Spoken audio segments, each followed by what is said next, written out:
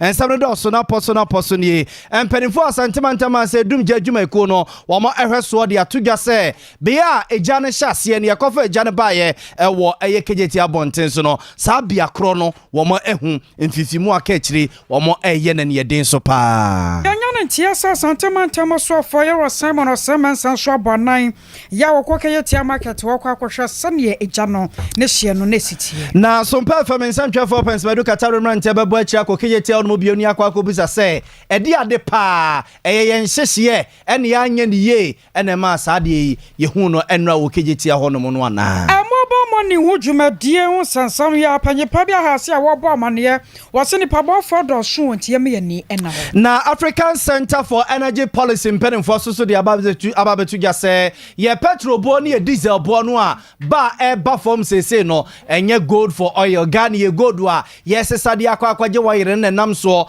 ama ne ma ba form sa nemum ye wiase nyina adwaman so no petrol bo no ba na e ba form ntia enna ma sese Ghana ye petrol ene ye diesel bo so no teteba e form sa no what your foto man central for their far one dwumadie ho sane ya baya na nyoma nyina da ebedam pefi Asedan Koma Silent Night Guest House and Event Center da wo ma se European Standard Day o da hono no se ye twa breakfast ye befua operative no na alcoholic bitters alcoholic bitters yes me fi wo mo operative ene ye no mo so te ase wo no mo abiebie ntiri no mo boa ma vem ne ba e ma hoden no ewie pay your pa na mizo ne 5G so no eno de ye ka fo de ma se onye bi no mo a e mo hoden de mo ni nyina e ma de ye adwuma mizo no so no eye mango eye pineapple ene ye mixed fruit so a eye mixed fruit yes me fi obi wo mo na e ma ye vemo ene no ache so no ma mi abe herbal clinic se bre na yade bia titi wo bia ye mfa yankase ye bibidro yankan na yade no enwane emfamfiri ne padua ne mo ene ya Bolivia Enterprise and so the Future Life Smart Food abadi natural clinic say ngancho say stomach ulcer no abusia kwa na won muntu ase aya cloud internet ana rebre ya kan for the amount we ni nyumakuo kaya bi na brepam ya baka won nyina ho sampade a kire na asomfo mienu a ana ya we ya senkonya bakankan ensemi ayeme akosia ajewa kwade boaten mene nana ya bo amalibia boga ensemnini abza for ya shase de mo Africa Kejetia bonten so mo no tu arehosam wan resi honum ya ye Kejetia Dubai ya eye mampani dada eye John Mahama penso na mpanifo ya mamre ne amane edisi honum ewom se mampani na nadodan kwa Akufo-Addo ene be bia no a ye shase se wo mo eche amobi anya bia kwa kotinam akwa kodidwana na botan mpanifo di si Kejetia ne yese sa jahyehyɛ no a na akwa ya afibia ne central market na jadam Kejetia na jadamu a amanfo ajapade amanfo ne ma ehye kokwa no na omo ewogide wa rehemu se sa pran we nu a omo ede ba be si Kejetia no nyade a sa de ne yebehu bio ne nso nra eje ye hu de property ekote bayira hu mamu a eja ekoto eye Kejetia Dubai edwane mu a ene ye kase so toso be aduasa ne ekire de ehye dwere be emu ne ma nyina koi ama amanfo de bi she dum ene adan nom ne adeade a ene asantimantama sei dum ja adwuma ko ne de ababatu ja se bia cropote no a eja na ehye no odonfa ya dum amama fifim adredwima babe ma wiemu a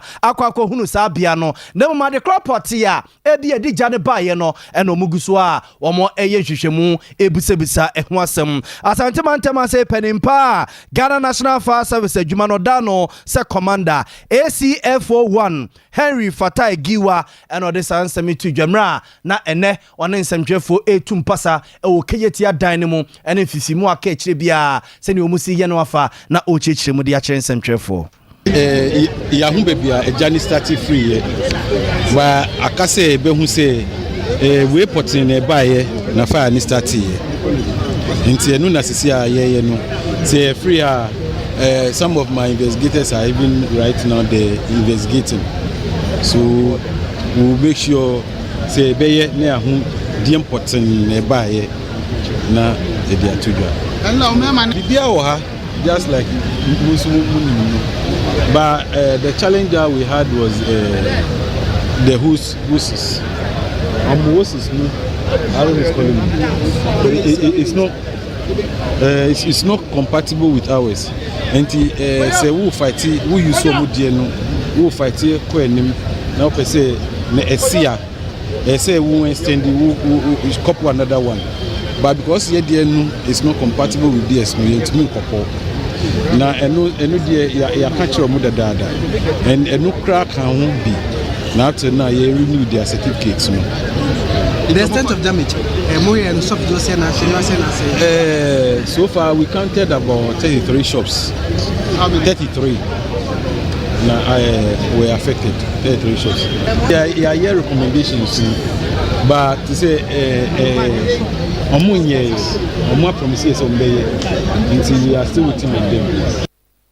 Way a penny pa Ghana National Fire Service Jumano was Santamantama say Wadano se Commander ACA41 Henry Fatai Giwa and not yet in Kanwe Mra then no one in some cheerful but to my kakra ewo Kejetia Dubai Kejetia Market noa enra ejato moa shops bedua sami and sadi etetetrede ningina eshe jurebe nabusia eba say ya wo kire se odonfo ya dom amama hu baby crop potty ya ejane ehase no and some performance for pens bedukata remrante ye say ye mo pra dwadifo no ye kobusa worum say edwa Kejetia no motimu no ayesi ne fofora enche bia no insurance wo ho na na fire certificate no ne ade a empempi no ano ansa na dai kakra kasa no obebia ma doma kwa akotena mu no ewo so onya bi no na bi wo ho no mu na eye Kejetia Federation of Traders wo mo chairman na prempe woni edi nkomo kire say nyamie no mu nie wo mo dwadifo de omu say insurance wo Kejetia honom no so haha na ni woka insurance na wu fire certificate ni ade no wo mo eni bi odwom ho entine eye nyankopon ana no mo da no a no mo edit dwom honom a nyame anfa ankofa kwamenra eja ekoto odwane mu a ene wo mo niam nyina ahedwere besa no. As part of the insurance service charge traders Edema management, there is a component cover insurance. Traders, it's here Edema management. So when the sponsor and the entire facility not insure. But also traders no exist management in the name of the company the traders. But any individual way, so individual shop. The building structure no any woman and money insure. Premium na KCML it's Adema insurance company no premium no annual premium no breaking it down traders no monthly. It's as part of the month the trader and there's a component insurance fee. Month biano traders need 51,557.48 pesos as insurance at the KCML. About 60 billion because a month you get 51,000 is better than a 5 years you're talking about traders. Month biano 51,000 5.1 billion. 51,557.48 pesos. 51,555.48 pesos every month. It will be multiplied by 12. I know the traders know it's here. Now, it's 51,000. You are talking about 510 million. 510 million times 12 every year. We are that review number. When I I was going to weigh a nana prempa we chairman Neda Kejetia Federation of Traders no na ochechin se mo de kire se dan Kejetia na de esi wono no de dan na mu no a esi wono no na insurance mpanimfo aye ewo ho na mum se dwadenia bi a wo soto soto number 1 soto number 2 soto number 3 nom ne ade onia ma egu mu no de sa insurance na mo ka ho asem no enka onia ma ne kwambia so enti se onia ma hia na ne izendie nyame no na wo beda no anase bi asem bi free nadmo anasa aban hodmo a na ne ja onko asem na wanya no na ye na prempedi nkomo wie ye no na so perform nsentwefo ye se yenkwai na contractor for no musi Kejetia no opani a wo ye consultant de ma wunum nisie nyina eni empo central market a wo musi phase 2 edi ato so opani o ye consultant de ma Brazil for no opani Emmanuel Danso ye ne di nkomo no kire se enu akra no mo na di mfidie ekoya o mo de kobo mobile fire service for ne bamba adwuma efo a no mo eye adwuma wo honom no no mo soso no eba seye no emwa bi a sefata bia no wo ma ediama no mo ehye bo se sempanimfo bo mo nchen ebeka so bia ase no stores ase no wo mo nko no mo nko siesie a wo mo ebeye no makwa akosiesie ama Kejetia no asasi ni dada mu bio ade no krasi ye nkra no contractor ne officer ye meetings no ne ade nti around 4 no yidru ho ne sumaba nti se na wisie ne yekum bebre no untimi hu the extent of damages and nti no yema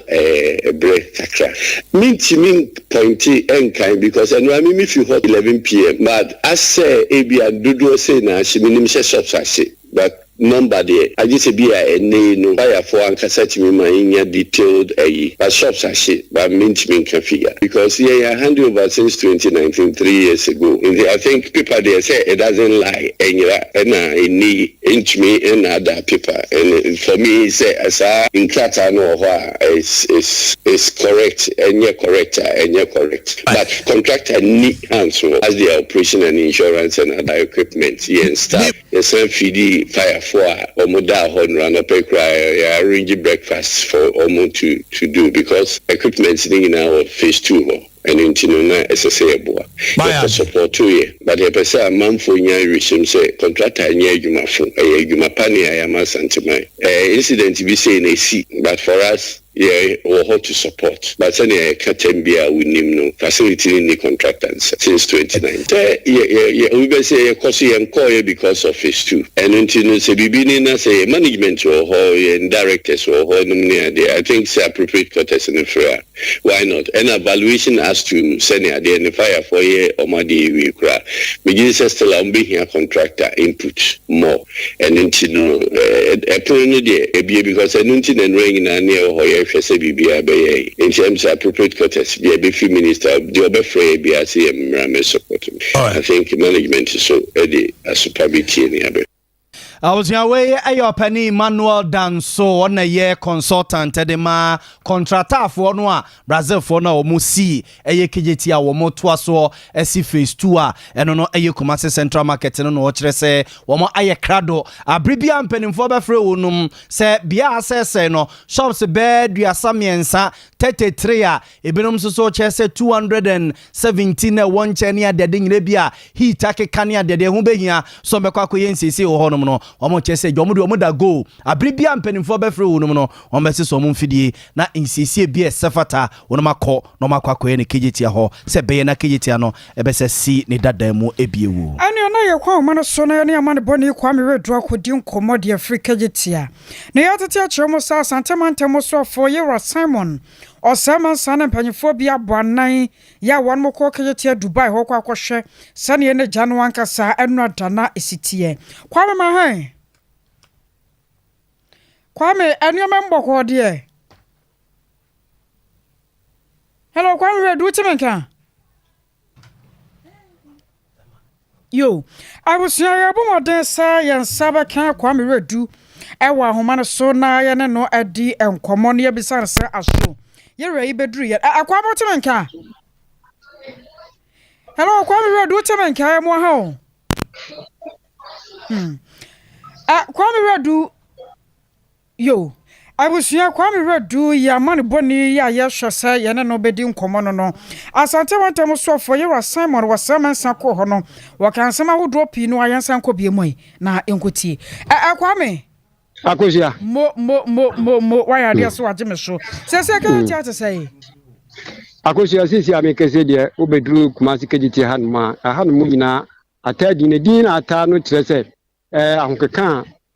regional minister enano payi oye na dwen se de ato ne manfo so no ontumi ntrase no baba no baba hwe sinto aba edwanumu efa ije etoye na enema hodo a asai eni adokro de adema eja no baaye ena fi kwam befa so a ebesi saa dwumadi nyina amene ewie paye no Akosia no na ma regional minister baaye na obaaye no woni tie se nsantwerefo de kwa bia so bi nachi yene nanti dwanumu ebo apro bebia atechema ene bebia etese wo hwe no musiesie ni na Akosia nanti wo nyina na wo hwe eso ahodo a ejana fra na so ase no a na ekwa animu kakra afi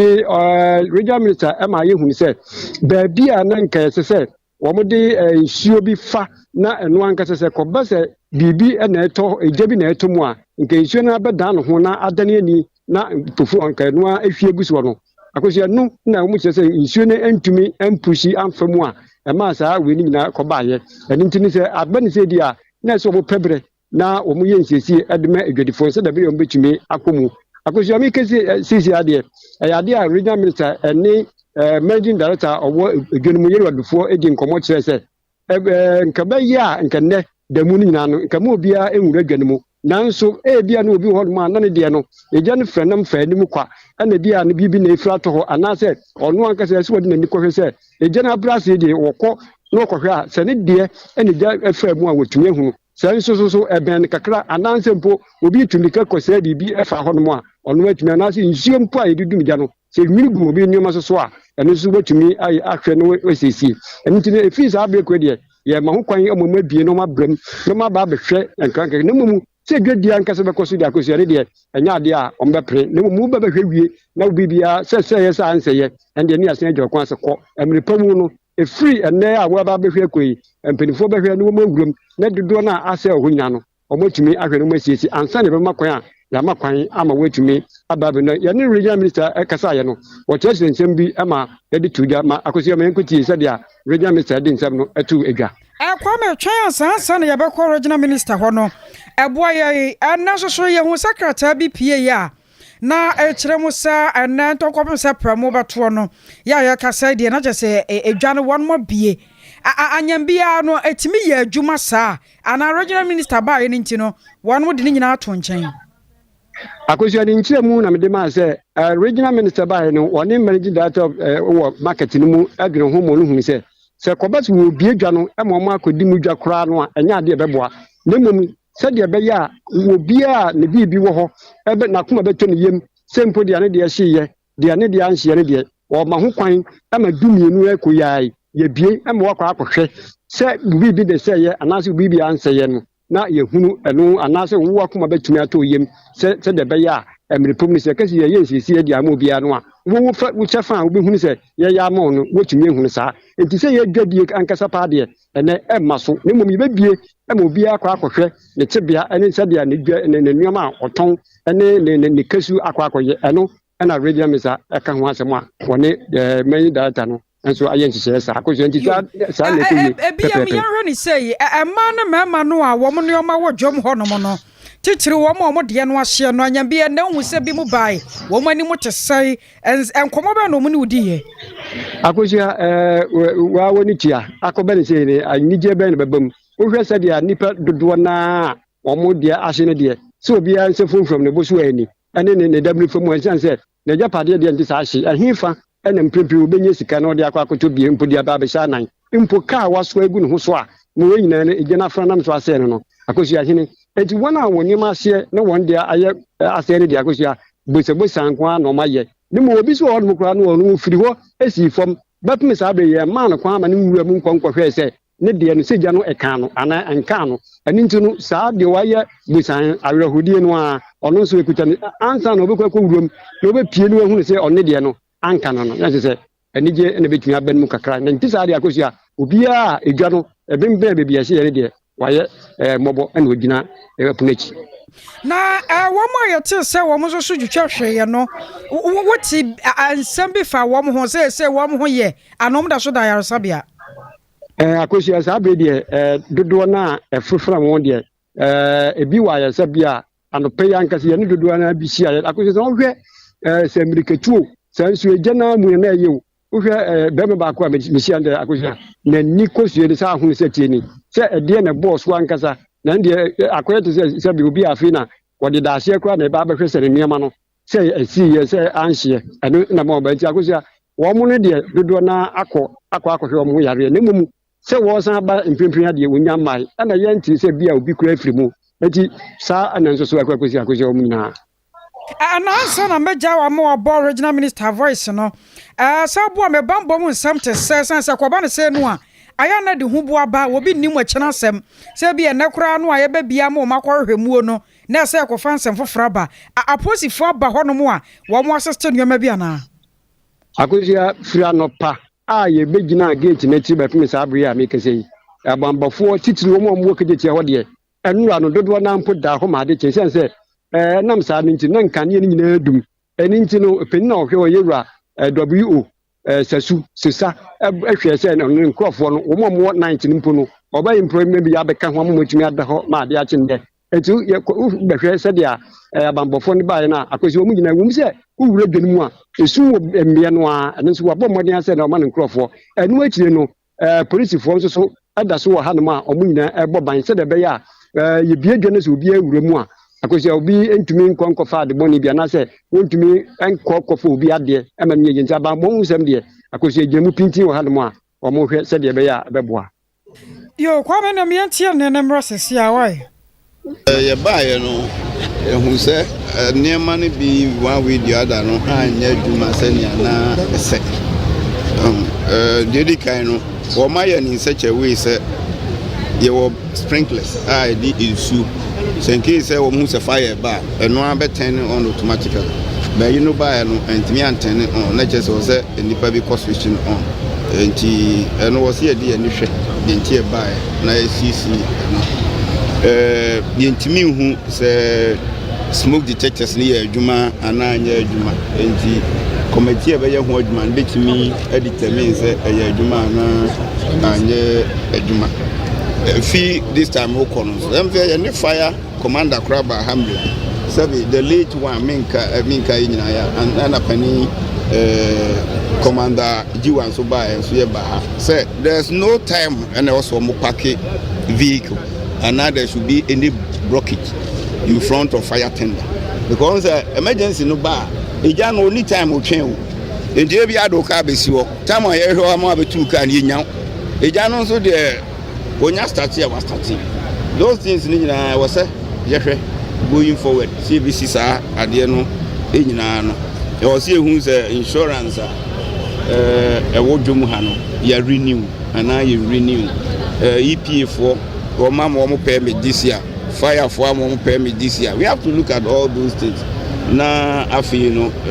committee report never ban. Maybe a decision minister no be taken. We shouldn't forget assemblies, even regional ministers or regional coordinating council. We have monitoring or supervisory role over them. The ultimate, is with minister for local government decentralization and rural development. MD no as abachire me mu se osreye momumi na edwadifo no obia me bie ni shop enhwe se bibia se wo mu ana bi not to open and sell just be say e kan onema ana anka onema on that score no there I don't have any problem beni so mbe bie se obia e beton onema e kopim bra onema nkitinkiti bi ho no a de be hu se ade atoto no kwem ansa na ye bie enti for now no there I will not recommend say yemie for trading no abusua wai aya santemantam so for your assignment or semensa ena na wotu fosa ene no de wabasra sanka ye bia na ye bia se obi ankonko hasa ne nneoma ensa ya na se bibia etesa abuzafo yanko ma no so Kejetia nkomo ya na ye ne opani eye Mohammed Alasan Damba enkudi nkomo na ye president Ghana Institute of Planning ene se emra mpanimfo si Kejetia no ye de ne kama yete ye ene se Kejetia no musie no ade ba ko ebeboa pa ye se ai central market ne Kejetia nenka every year bi ejatom na ahye ejatom na ahye amanfo ne ma no sa Kejetia we technology ne ade omode ba no sa de ne ye hu bio na entete ne se we second time a eja ato eye market ono mo ya enra de we de ekọ akire sa amanfo japade ehye ye na nya asam keto a ye ko bisa say ye planning ni am planning ya na ana se eye de ade a ye nim se na nke ye technology we a sa ne ma we nke hu bio wenra ya sa so akwako hu bio no opani Mohammed Alasan ewie ye mo ha emo akwa baba kumase ye ja penyin me pa cho me giri se wo ho ye Yede rade ase enkoma ye die efa Kejetia enra rehosem a yete ye busa se ye planning ene yam planning ye ene ma sa rehosemi eto agwadifo a wo stores ene wo niema ahyedwere be no ana because ye nim se empenifo ka che se technology we no a wo ede market no se agya hyehye no ye hu bio ene nra ye ko hu we yo penyi me da fiti na bi kan ye sympathize me any omo elusi through this fire incident nyina ye bompa ye se ye nyina obia betimi a play a role na ye timi a reopen market for business as early as possible ne meka to so say planning the bibia ko kama in the first place amrana ye ba be phase 1 you know in terms of planning yes options one market no yensi no kwa na si yamfam ko baby fofo nti ye feasibility studies ne nyoma pia ko si se yesino baby ana market no na abeboa because on ana customers clients ina nimsa market no. Number 2 say ye market ni fi in current location na get to me affect Kumasi central business district in a way because the conduct survey on all the vehicles now mobile Kumasi Chrome now. Large number no market or mobile. Okay, what it means is that you relocate totally enka ya beji bibi efi Kumasi Chrome dua no mu ankasa be affecting in a way.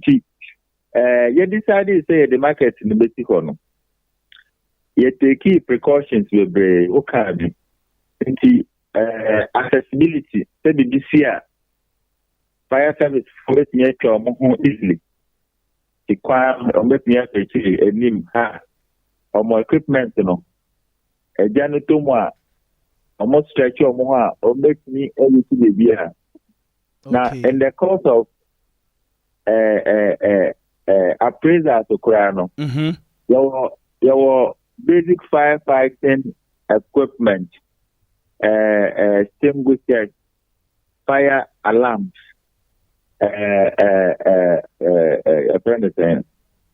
near just to be there, you're going to fire hydrants. Fire hydrants, yes. But when you make us you're planning your market, yeah, different. From say management, you know, they taking all of these things into operation. See, for example, the fire hydrant, every month, every 2 months, I will say, what they say, oh, yeah, drill. As I say, I didn't need you, man, I say, fire alarm, no. I will say once a while, market management, may call for recertification from the Ghana National Fire Service. Okay. And make it out there, and your man equipment are fixing it on a huge man. I say, and more be about the two could see I don't quite. I mean, anything happens. And I say, India, Kuroma, the BCA into the Yajuma. Okay. And I access now, the Omo by I was say, Omo for Hono. Ya market ho kama, I make it out there, always a higher clear. And I say, market tools that Kakra FMP. Ya major before, but you when you know, Aboso. And so on and so forth. Okay. And she said, in fact, investigations for happen so you go to the actual court. But from planning side, you know, the planning initially at the market, you know, the services, the facilities, in terms of management, the Oman to me answer sometimes bibi say timiti. Yeah, just say management, current management of the market, and no more anhwe say she say ya wo mo edit to honom no ombe say ebeye adwuma na empedru ba bia to say fire hydrant na extinguisher na ade ye be test ya hwe say still eda so ye adwuma na ekofasem ba e bia ya rely on sanema no but Mr. Alasan ni amanfo obusa ne say be 3 years ni ena contractor for no a omo AC Kejetia no omo hand over project no edema management we a omo ehweso omo ye extension e Kumasi Central Market anyem bia yesua lessons be from Kejetia project no omo ye no a bia extension e koso e Central Market a eno no ye kese no ye be correct bia mistakes bi ono mo a ye nkohu enema ne ma bi ene ye hu ne yesua lessons bi omo ana. In fact, your lessons and you're qualified to craft your because no matter Emma, you revise your note. Emma, you revise surveillance, supervision. Emma, you revise the way you assess your amount of performance and then you as managers and all other levels of workers. And see, Emma, you review this. Drawings, the applications and sana construction no akoso no. So assess here because you no model with fire, you no model with structures, engineers. And sinyamimping we am think market ni baby na ebu ya nka no be structural engineering issue. Your engineers was on your planners also, and you no model with land and you are dealing with services. The says here a big lesson. Even though already you're provision for all of that, I was here finding a way to prevent what went wrong or this situation. Because, for example, maybe need the full fact, but assuming that let's say fire tender no buy, but hydrant in the it means that if your market now during operations and maintenance now see you making sure that all the time no you about hydrant in the sense you know I was here in your backup because over market our rainwater harvesting capability you bit near giant let's say underground tanks to be at once in the harvest in case say normal Ghana water is a failure. You bet me resources to this with pumping machines near that. So when you know lessons and access, you need to come and say an emergency vehicle to make services but you can operate in roadside traders now they're not getting answer. And she said BBC now mobile operation among here. But then a be attack of Monka in addition to the actual accident tonight. The mechanic say yes, lessons. In my view, you also see a preventive way enforcement. Now, Mr. Lazan. Mr. Alasan, ebi so call say, ebi fi say, quite fast so esi Kejetia no. I mean can say building no na esi wono no ebinum fi say enka Central Market no nkie change en sakakra because Kejetia we no area emum light nko 24/7 light is so sa enra fire service for no air fight ja no hu say na light mo esum dodo entina ekona akwa edinti ebinum propose say enka Central Market no nka change design ne kakra na nke bia natural light na Nyankopon de maye no kebia nke be hwe edwane mu a kene so beboa kakra mote bibisa bia mo de bekwa adwendwem penny we de ne omo kasa na me ne omo adwen 100% because these days move towards friend said green design actually ubo you to nature more artificial nyama into lighting ventilation another public safety near there and I send project ni and consume energy through light and air conditioning near the idea no. Concept or no. Near in Kejetia, some of these projects we are special certificates to be green certification. Green certification I make projects, and make use of natural assets, lighting, and a big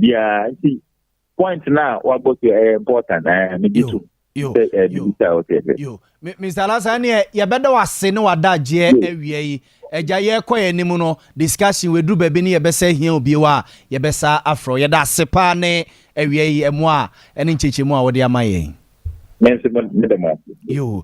abja for Penny Mohammed Alasan Damba president Ghana Institute of Planning and Economic chain ene no kokodi nkomo ni nyina Kejetia adwano a enra eja etomu no. Yeah, concern for from na Madam Clarissa Kudowo, Deputy Director, the Mar Bank of Ghana. And I watch them was said the Nyamia Dompa or my Ghana. About for him, dear Quan Soya, first so Sandy Sika, a free phone show the money and for no ninata, ye Jumapa. Was 100 and Nukurampo and Nipa Belse, million no a numa chili ponchon, and I want when the mobile money, Eddie Juma, I want my Ghana mua, aqua some day. Now, so I was some say Nipa Binum Kuntuna. Say, yeah, one was so mobile money, would you, my dear? No, one more person, one more son, and I'm so you don't grow 4 sick sister new landing, and the Akaka home. And I'm soon tea war fast out when you're so to Ghana for. Say, I know here pa, Sunny Bayer, Nanny Pabon for no woman deaf for the first seminal,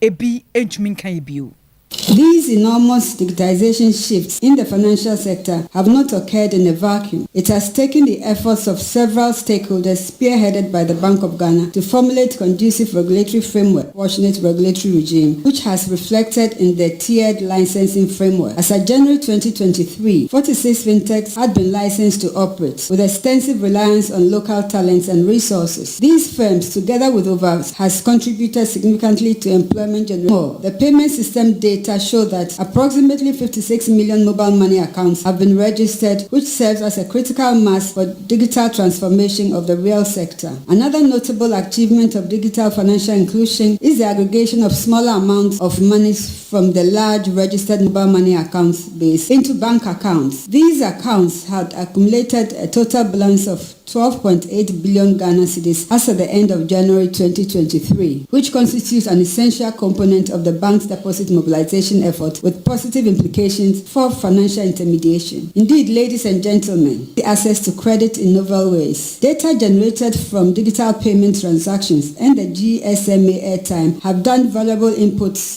valuable inputs for generating credit scores using data analytic tools. Without collateral, micro enterprises and individuals have obtained instant microloans for economic activities and for emergency financing need. The delivery of such non-collateralized loans through innovative products developed by fintechs is highly commendable. With the emergence and adoption of other new technology, blockchain, and robotic processing automation, fintechs are better positioned to add on to such innovative products and services to significantly benefit small and medium-sized enterprises and further enhance growth in economic activity. It is through these financial products and services, the bank has also issued the merchant account categories policy to promote SME acceptance of digital payments through commensurate onboarding requirements. This is an essential step towards generating immense benefits for the SMEs from digital business and borders project. I was your attorney, Deputy Director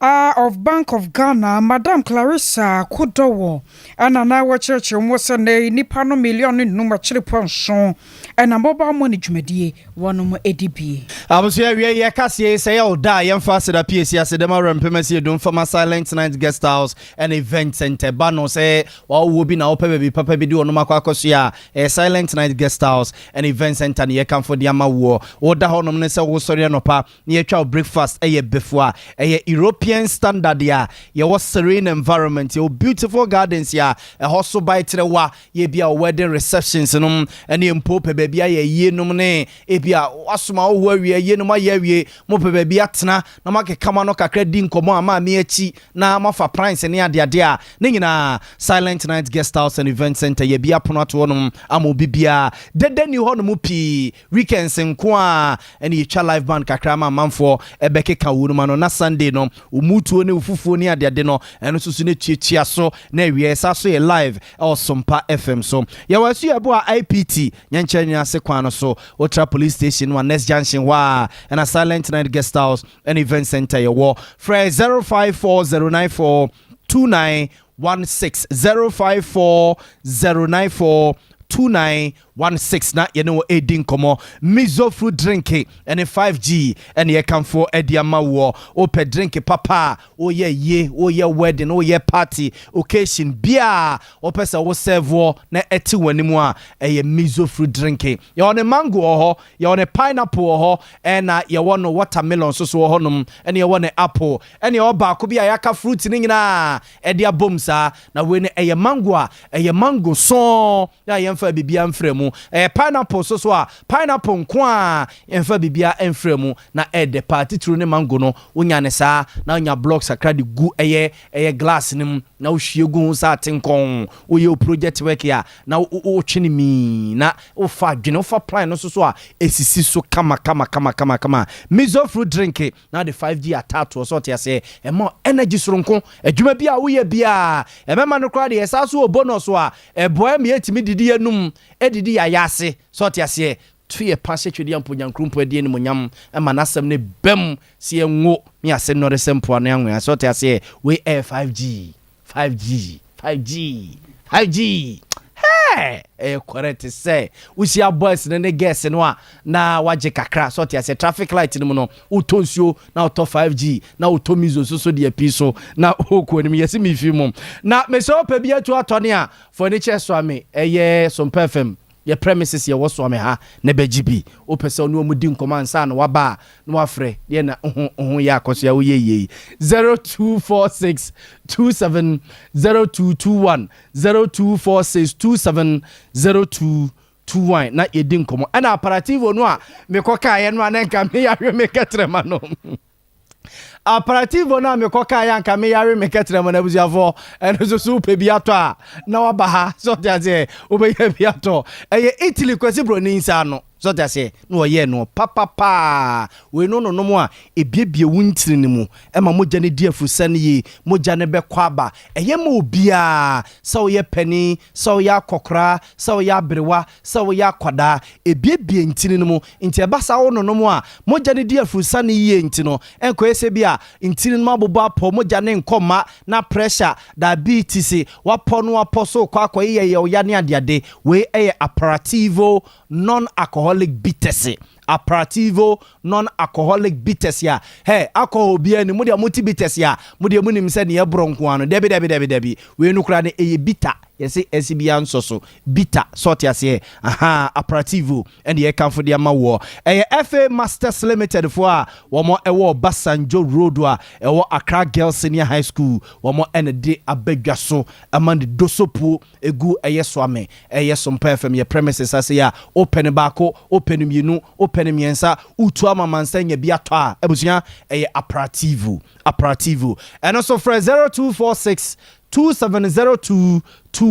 0246270221 nko bia wache bia yeni abuzianfo yento akase no somamo na yemfam konsem fufuru na anu ada na beto dwaso o my Ghana yesese ye goldu na ye de akwa kosi broni ya afekire gongon kosi broni hwententen na ye de akwa wayere se ye petrol se ye diesel na ya ba be tone fofofo ya Ghana fu benye bia to mama mpani abedi eche Dr. Alhaji Mahmoud Bamia na san hihye we wode etu dwasa ban no aye hihye wie ya na connected to one muticha kwa bota abreso a na me kwa afia ko big guess na me ye guess SPA ye kwose $1 egu ade mam ne de kokoto petrol ni diesel ebe to ma mansanye bitone enye ne sabio sese de sika no ye ne Ghana ye gold no a yakopon de adom ye bebrebe no a ye hunu ne ye de ye bia no ne de akwakoto petrol no ye de akwakoto diesel no ye de akwakoto kerosene no ye de ababegu afofofo na amanfo enye bia to eno ti so ba hye ne nso a sese petrol ni diesel bo no ba na eba fomo a anope kra no petrol no wato na boden kra no 12 Ghana cedis ena diesel no esoso enenam ɛyɛ 13 cities nom ɛne adeadea na ɛba asɛyɛ no a Vice President Dr. Alhaji Mahmoud Bamiaja saa pran yi fa ye na amanfo bona baso sɛ ɛne Alhaji Mahmoud Bamia wa ya ade o na ade we na ɔhɔ nom deda na ya nya ya tena hɔ nom ama economy asa sugar ɛyɛ buato yi ɛne yɛde san hyehyɛ we ɛba no ɛno ɛnenam so ɛma African Center for Energy Policy mpanimfo ɛde krata ba bonte ɛka mama nsanyina te sɛ petrol ne diesel bo no a ɛba fo mo no ɛnyɛ Godwa Vice President say yede kwakwaje wayere no a na ama na eba fom ne mum wiase nyina adwaman so no crude oil sana kwasi broni ka no petrol ene diesel no ebo no tetea na etete ba fom enu nti na ama oba Ghana yesusu ye petrol ene diesel no filling stations ahodo ba bia befa bia anopa kura so sei no wo ma atete so a na busuya enra Vice President Jumadi Kese bi koso emra Boston penimfo wo mo office mo no chia no mu bia no na mo to nsafre ne se wo mre na omfo na mu nyamo metache no wo che se Ghana fo we kura de horo ye mpredwa ye afi na petrol no eso bete pa ne nyina ye ne nhyehyɛ ye gold for oil no a ahyase eye adwuma no wamana nso a eno achi susu wo ye ne se samahwe bibia ase na woche ba mieru na woche miensa bosumie no Ghana ye sidi no soso ahode abam ma dollar no soso tetia na etete ba fom eno soso Vice President Kasade fa ho se dollar ni sei ebetia to fom sei tim ama sidi no enya ahoden na so esebefo se woboa nya no bia ade no a ne bo na ye funti na ma sa ne ma ne ye hunu sisi no. I've been told that next week we are likely to see fuel prices fall again as a result of this policy. Next week is not actually, Professor has just said it's not that far, it's tomorrow. Tomorrow we will see the decline in prices that we expect. I mean, this is remarkable. 2.5 months ago you are at 23 cedis per liter. Today you are at 12 cedis and falling. That is a good point. But let me point out that the most important aspect of the gold for oil policy is not just the reduction in fuel price, but the most important aspect is the savings in foreign exchange that the Bank of Ghana will make as a result of the lower demand for forex to import oil. That saving is huge. We are currently importing about 50 to 60% of our oil imports under this policy. The goal is to move to 100%.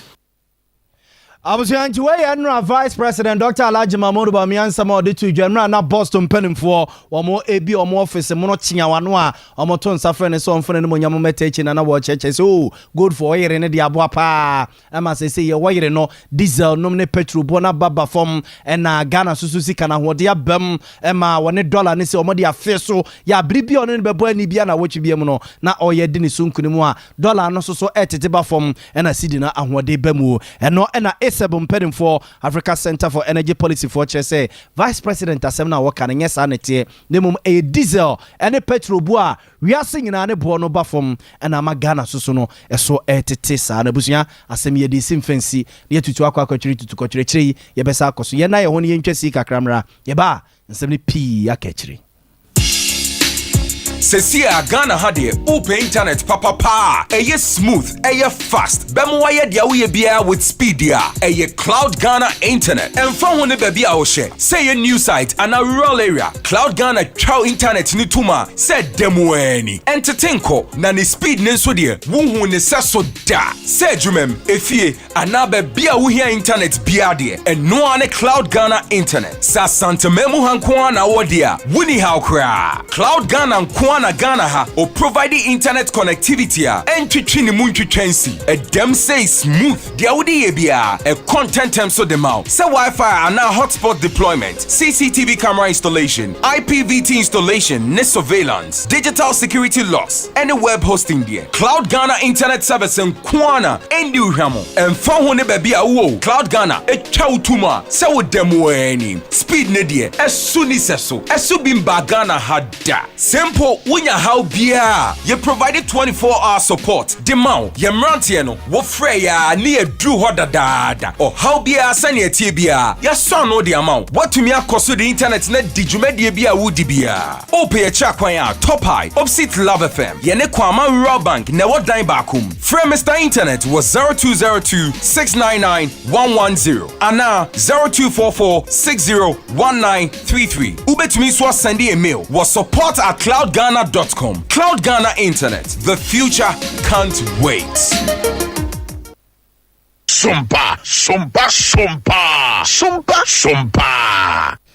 I was here that was so much yeah 27 so now Media Foundation for West Africa one more so ye Jumedia Shonko Adiama Central for ye wa my Ghana monam so I'm a programs manager Ora kwa kukrobia sante adia tudwa echirim wose nei se wo hwemua ensam for so di muntintimai pa se wo man de bekoyi anase nkoyi titiru ene yenkasa mu enam so amokoto asrese yenkasa mu yenhwe sa asem bia da ye de betudwa anase mponhwehwemu ebeye no ne nyina mu betumi adem kroje no wo chena bi ankwankofo ye ne kase amere omen Esana abefo mfidie technology a de aba social media so aba no obia timetina babia hye babia ekekansem bia no asende oh say ni esi wa hanu tu anye say ni ya say na beto so hu no de atobo ebi o ye no woni trimu ko bi trimu pono ne ni trimu ko papa obo peso obo bi hu fin obi o ho pese odi eye pinchim di oye ne bibre nkofo bi ntino ahye na atena ba bi no obo ne tri no aka nsem bi nti se be ka wonsa na wonsem troni wo fa no watra saa na wo de koto kasafide so a na oye diamanfo oye diamanfo awu ana nya sanso so a oya ha amanfo because otin fruma na chi a wonchinchin ana se woti kasafide so a wo kasa no amanfo de ani die ama wo se bi wunim de enye ni nyina na ye papa esan se ewiase konanim technology abefo fidie ni ntintan no you know I am obi atimi ye de ope enti ye be hyensem twerefo se enuma be kan monsa nkrato be kan monsa obi ye video be kan monsa obi ye audio be kan monsa obi twamfo nyini bi eto so ba bi de brewa ye serew se social media enkankan social media no ye serew se eba ye wasede I was away a programs manager Dema Media Foundation for West Africa. Ora kwa kukrobia sante on your turning kano. And now we can for Dimpa Natural Health Clinic at the amount.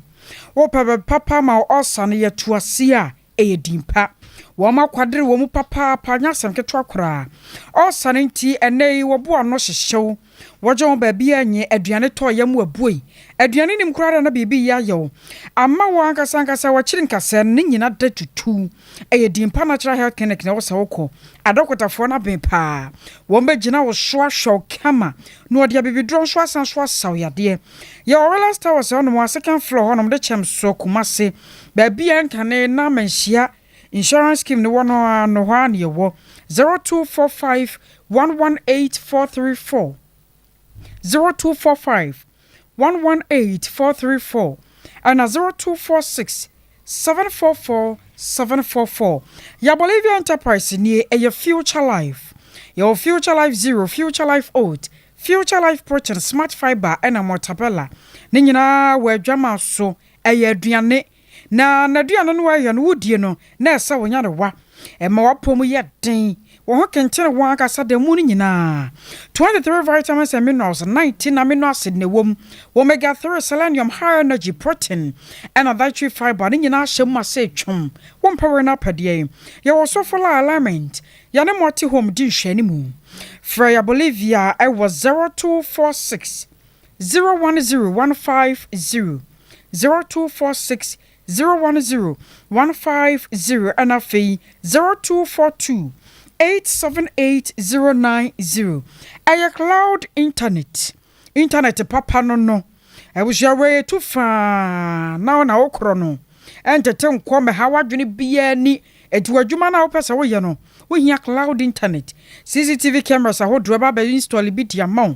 Eno achi no Wi-Fi ye di ho dwuma kama e ma ho top pa. Digital security locks ene de akaka ho. Ye wa top high ye na lava fam di hwani mu. Abronsan no akoma uman Rabank wo no. Sada akro no amu na abehu yen. Wodate ho mem na ne ni nkomo. E was 0202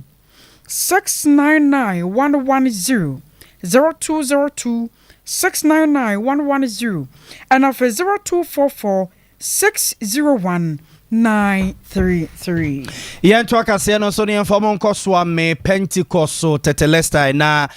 hono mo ne yate so mo ne Zoom Lion Ghana Limited mpenimfo aka bomu a wo mo ba be hyase de nkyerɛkyerɛ ne nkasa ho dwumadie akyerɛkyerɛ mansan hia ho hia si ye die huni na huni ni papa ye me ni ekɔ ho openimpa wodo ne ɛkyerɛ so ame mpotemu ase ya Zoom Lion adwuma no woda no se district manager openi Benjamin Bernard Kwabna ose and watch say empempi na Ghana yefia ye dodo no akwa plastic rubber no ene ya na edoso sa rubber no se yehwe ne ye ni aboaboa no ya sika ye benya de afri mu nya asem ketwa eno nti na ma ne so me Pentecost aka bomu a wono mo ahyase eye ncheche de ma mansanse se me ni koye fi no titu ne rubber fi no ye ni bebre ho ni aboaboa no ye ni atu ho na mo ya dwete ne kasia ye benya afri mu nya asem ketwa. A plastic waste generate your mind so that it's a new project one in Sheshamu no abekwa echire pa ma sa waste na generate no swati your man temu your man simu ene o man mu the share plastic waste you wan do bebre o be 6 times ye ba ko potoka 7 no friend pets polystyrene teraphyllene ene o ba ko be PVC as polyvinyl chloride. High density ones and low density ones. You can high density plastic mold. And we now grocery bags. Polyethylene kotoa supermarket edition mom. Na high density ones here detergent containers. Examples here as Mother Power Zone containers no. And I make that. Nti Bernard Kwabna say na ye district manager ma Zoom Lion Ghana Limited o swame opani Ismail Asamoah esoso okoswame municipal assembly a wono ene environmental officer ho what the way esoso Ogun se festival the way ana ye nananom esi di omuhunu no e different from any era first no ye no the promoting senka omu tete omu waste ni so in some way say nyoma bi wo ho a ini kwan say ye ji wura na kura ba fi what I say o he to say basket ani e di ko ekrum ekofa nyoma we ade e betimi akoba ko enye say ade dindin bi a entimi nye na enoche assemblyman no so ewo old swame esoso ne yedi nkoma wo kirikire mu se dwumade ya swame Pentecost tetelesta ne eye Zoom Lion fo akabo mo ba be ye no boa ebeboa ne mpotem honom ahunidie no unya be ma dodo na ahunidie ne gina me ne wo so ahunidie ne gina me ne wo so enti se me ne wo no ya anya ya fam die a seven asa aban ne discussion kura wura anya de a ebeboa edwumani ko me call form no ye me mahunu se esesa tema mufo no ye ya fam die atams bi mu blemu aban se wo tema muni no wa anya wa fam die anase de esesa wo ye no anya minim kwan aban no fato a ana ye wisu ye kasa aban a ana me pese me ba mo tutumpa be ye program bi na me ka se mu wo se ka ye mpem rebi mu na ye nkyerɛkyerɛ education no conform na nipa nti aban na word aban na ye kan ye nti ase Abzafo we assemblyman owo oswame yatini gani nyina se be ne ahonidie hu nsensem ebekoyie entia Ariasem dia pa ya nyade onya ye nso ampe ne duru mebi ne wankwan akohye ni papa na ma brabo no obra kwantu ne koden pa edema hu ne nyina na yesa wokọ gomwa east manse ne monfifi mantamu a papa bi a wonya mfinhia na duoson baako efo kwasi Joseph enedin na papa yi wonne yere nyina na tie wo kasoa Millennium City wo bi nim dia ba no so na dia ba na dwenim na sentam na ne ho kane no abedi batu dwa kire mu se anopa wia ne anumera papa no sori a wo so obeso okwaji skeduro enti ono kura de na asema no ka no fa nya asem sanse wo bia wanya mfinhia aduoso ba ko na abeso okwaji skeduro de sabi onya dam na ya bo adwene mu a na wontimi hunu de na ha no na anano da wo mo da ho no mu a won kwonkwohwa carpenter fo won mu so yo mu de dwuman ne ba botofo a wonya abosome du ba ko afe kokora ne nyan wa twe so no ade asi akora ne nsanso aso atwitwa ne nyina ade afiri wa da yi a wada akora ne nsanso no akwaji sikaduro asem no akwakoya homeche sampa akwakoya asefem sem sa papa panyina wanya mfihia aduoso ba ko wekura wakọ pension kura ya woso otu nananomfo na wankasa wutumi fa mrasha wonsem ya nyambra samatie ya na jese asem ni mu ohram enam saya so my amane boni Eric Anna wabo moden ane wowura yi ne ho kene Juliana amena so edi nkomo ema wo kirekire mu se wano kra no ne kuro no ho ye ne wanwan wo sra IGP se wede na da woro mo wo mram na sotwe bi se fata bia be ma no ye mfama no one day enemy week no ye ju ti akwani ko ni che no Mustafa ni tinya mu na su ko se ni baje ni ka ni ko na ba ni sanka ti mi Russia akwani ko hospital ba wa ndi mechi ama ba me ba ye no ni no right hand to near fish any right hand so me right the boy na me dey send me dey fie no obe treat me say my who time na me sister me dey fie bo e dey ba papi since I me fie bo by started the one fair that and class we did the dia be kan so hospital based the dia e wo mi ami ho na me dey me dey so I was away aya kodana maame ne yetena nkan oba pa Juliana amena so ne kuno enya se ne nana na se ne papampo ne kuno a won na wo akoda no be ma na nyamfie na duoson ba ko afa no go peskeduro na denka wuti so foforo no ka peskeduro kira kwan wonya 71 years a wo be wuo no e ho no oba be pesika ana ono ankasa ne ba pension baby ba zure bo ma e ma so de What did you know? We won't say, what a chakra in say, Junior, mommy, they didn't normally to Zangalano, pension baby, Junior, mommy. I was a 4 years sorry now, mammy, a bain, yet done, I see a bay hair back clinic, Zebia. Hey, I didn't quack be a brow. The Yankasia be draw ya. Yeah, this Louis for Mr. Wintiania, Kakaduka Crawan or no, what they say, ya dear. Bema Quaku don't through no abana, what are the trawine? Our Nantem Nemoya mre, a more gomana dear, how so timid dindino, a woman, basa no a na ke se wish to star la last ni nyina no na eyenye ho ene aseda piese no de ma wo no eno eche fa brodo ene etwo ene hania no ne ade ade nyina wo yi wa bra won fa se kanka wo sickle cell prostate cancer ne low sperm count nam yare wade wo de wo huro ne mpredwa ye me se sickle cell no okwa wade utu na mobidi se o koye ho scan ne test ne ade ade a fo ni che ma me abe ho no mo ye won fidi papa ye de be twa scan ne test ne bibia e de ama wo ye ota na so patrapa new site ya abusia ye kan ye kesu no uduru ho no mo a empa boy ade ne hunhum de nyina no otu ase e de ama wo nyatsem keto a fra 0243345392 0243345392 na 0506460208 na ne ma me abe eni enkomo kasia no asiye sore sompa enkomo eba na bigafo aba betena se akeka nsem na sie nia me de ya bo amali bia boga ewie mene akosia ajewa kwade boatin